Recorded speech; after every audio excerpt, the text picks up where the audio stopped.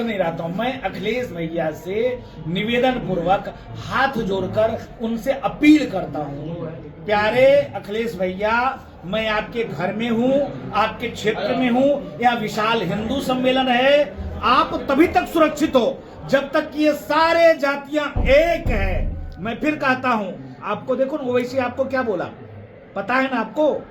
तो महाराज, अरे तुम भी हिंदू हो यार, तेरे माता पिता भी हिंदू है, अब तुम मुल्लों वाला काम करते हो, कठमुल्लों वाला काम करते हो।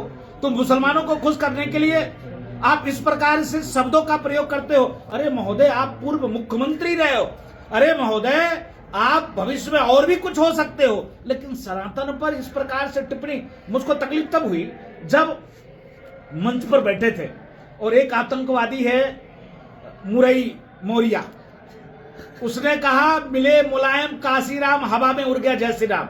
वो ये भी नारा लगा सकता था, मिले मुलायम काशीराम हवा में उड़ गया मोहम्मद जान। क्यों नहीं लगाया? अरे आपको दिक्कत राजू दास का है तो राजू दास का विरोध करो ना, भगवा का विरोध करने लग जाते हो। और भगवा किसी का कॉपीराइट है क्या? किसी बाप की बपौती है क्या भगवा? जितना अधिकार मेरा हो उतना तुम हिंदू हो तो तुम्हारा भी है।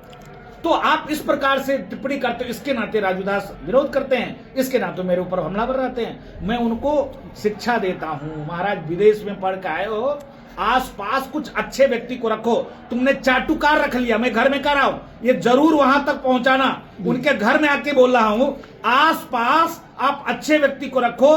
आपने चाटुकारों को भर रखा है और चाटुकार जैसा कहता है वैसा करते हो, टोपी पहन लेते हो, मुल्ला मुल्ला करते हो। ये मुल्ले कभी तुम्हारे नहीं हो सकते।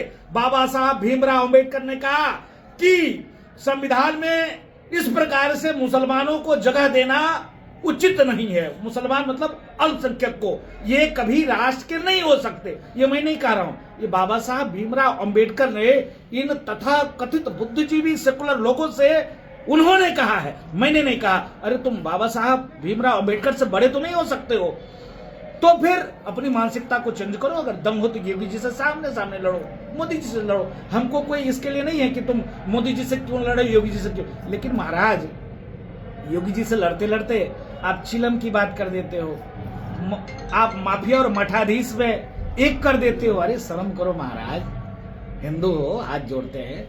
अभी भी वक्त है, आपके घर से बोल रहा हूं, चेत जाओ, तभी कुर्सी पर बैठ पाओगे, नहीं तो डंके की चोट पे कहते हैं, जो अब राम का नहीं वो मेरे किसी काम का नहीं, हिंदू बैठने नहीं देगा। महाराज